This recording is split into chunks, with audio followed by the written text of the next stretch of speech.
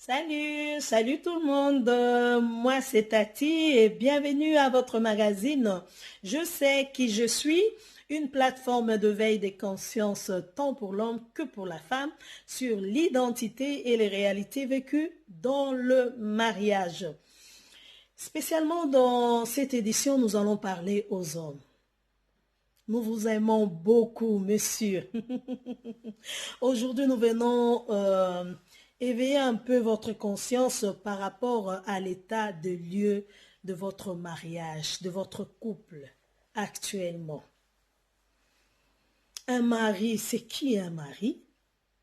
Un mari, pour moi, c'est un leader. Le chef, il est reconnu par l'état civil en tant que le numéro 1 de la maison, le chef de la famille. Le père, c'est la tête de toute chose. C'est lui le conducteur, je dirais même un berger. Un berger puisque Marie est comparée à Christ. C'est pour ça que la Bible dit que le mari est le chef de la femme comme Christ est le chef de l'Église. Alors, je viens vous parler, monsieur. Il y a quelque chose qui me chagrine actuellement, monsieur. Est-ce que aujourd'hui, vous êtes fier de votre femme? Puisque moi, je vous considère comme un leader. C'est qui un leader? Un leader, c'est un détecteur de talent. Il vient, il vous rencontre lorsque vous êtes connecté à ces leaders. Sachez que votre vie ne reste plus la même. Vous le rencontrez et votre vie change. Pas en mal, mais en bien. Vous allez de progrès en progrès, de gloire en gloire. Puisque ces leaders-là, il a un œil attentif, un œil qui se voit les trésors cachés, les talents cachés dans l'autre, pour pouvoir le réveiller, pour pouvoir le conscientiser, que la personne qui est à côté de moi, puisqu'elle a été connectée avec moi, qu'elle puisse se découvrir, qu'elle puisse devenir meilleure, qu'elle puisse donner le meilleur d'elle-même, parce que moi j'ai découvert les talents qui étaient cachés en elle. Monsieur, en tant que leader, qu'avez-vous découvert en votre femme? En tant que leader, est-ce que vous l'avez emmené à se développer, à mettre en valeur ses talents cachés? Un jour, vous êtes arrivé, vous êtes allé demander la main de cette fille, comme on dit chez nous en Afrique. Je viens demander la main de votre fille. Et cette fille-là, la jeune fille qui était chez elle à la maison, les parents ont tout fait pour qu'elle devienne ce qu'elle était pour vous, afin de pouvoir vous séduire. Je dirais en quelque sorte, les parents ont été fiers d'elle parce qu'ils ont accompli un travail exceptionnel en leur enfant pour qu'elle puisse être attrayante vis-à-vis de vous. Et vous êtes venu. Vous avez pris sa main, vous avez demandé sa main, elle vous a été accordée, vous l'avez prise. Et ça a été festive. Vous avez festoyé. Vous étiez la main dans la main là.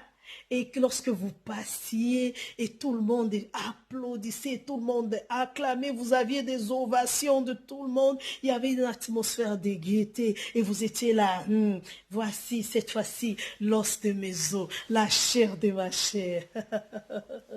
On l'appellera Ève. Je l'aime. Et bien voilà, vous étiez vraiment en toute fierté. Vous étiez honoré. Et quelques années plus tard, ou quelques mois plus tard, pour certains,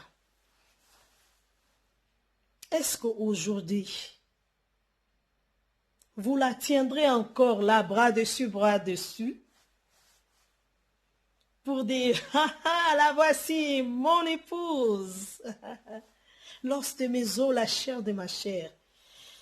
Est-ce qu'aujourd'hui vous serez fiers de la présenter encore devant les autres, ou vous serez fiers d'aller vers vos beaux-parents pour dire, voici ce que je fais d'elle.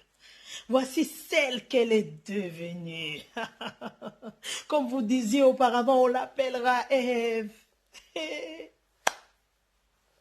Aujourd'hui, est-ce que vous êtes encore à l'état de pouvoir la présenter et dire, cette fois-ci, voici ce qu'elle est devenue, voici ce que je fais d'elle.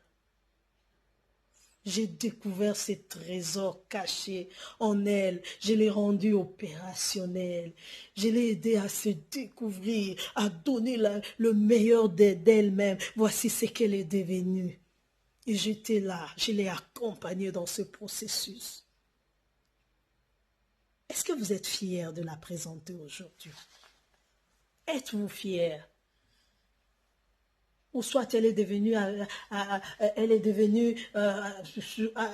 a des rides, comme on dit, on dirait, comme Christ disait, que vous ne puissiez pas me présenter cette église-là remplie de rides et de taches.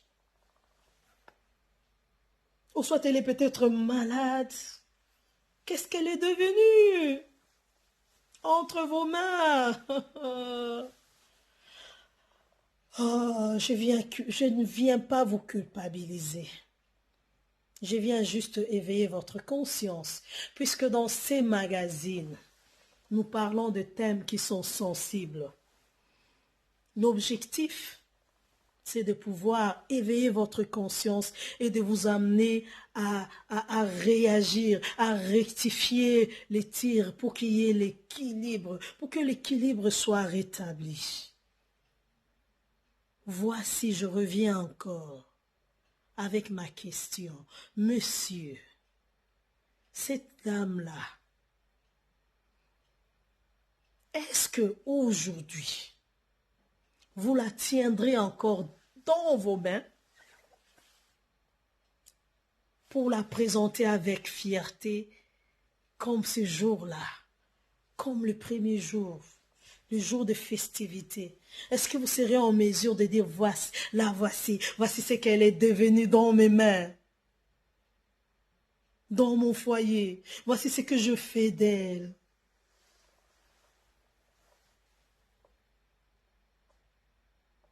Je ne vais pas tirer en longueur cette émission, mais j'espère que vous avez été conquis dans votre cœur et que si aujourd'hui vous n'avez pas cette fierté de la présenter, que vous allez pouvoir rectifier les tirs pour qu'à la fin de cette année, que cela soit vraiment un défi pour vous, qu'à la fin de cette année, que vous puissiez enfin la tenir et la présenter au monde pour dire, on avait peut-être raté notre train, notre marche, mais maintenant, on s'est ressaisi. La voici. Voici ce que je fais d'elle.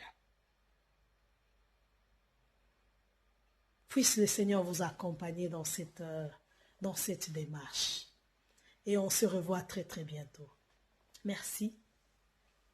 Au revoir.